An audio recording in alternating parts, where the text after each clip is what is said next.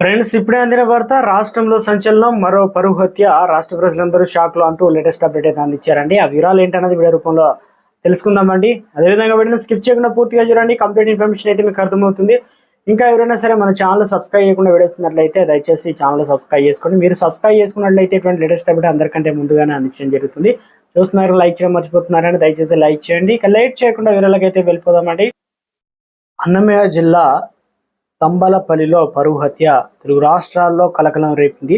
ఇష్టం లేని ప్రేమ పెళ్లి చేసుకుందని కారణంగా తల్లిదండ్రులే చంపి కూతురిని ఉరివేసి ఉంటారని పోలీసులు సమాచారం అయితే గ్రామస్తులు ఇచ్చారు.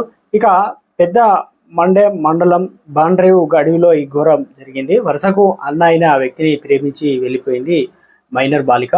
దీంతో గత ఈ నెల 22న పోలీసులకు ఫిర్యాదు చేశారు తల్లిదండ్రులు. ఇక మిస్సింగ్ కేసు అయితే నమోదు చేసి బాలికను వెతికి తల్లిదండ్రులు అయితే అప్పగించారు పోలీసులు. అయితే ఆ బాలిక మొన్న రాత్రి ఎవరికి చెప్పకుండా ఇంటి నుంచి వెళ్ళి పెద్దమాడం మండలం బండ్రేవ్ అడవిలో చెట్టుకు ఊరేసుకొని ఆత్మహత్య చేసుకుందట.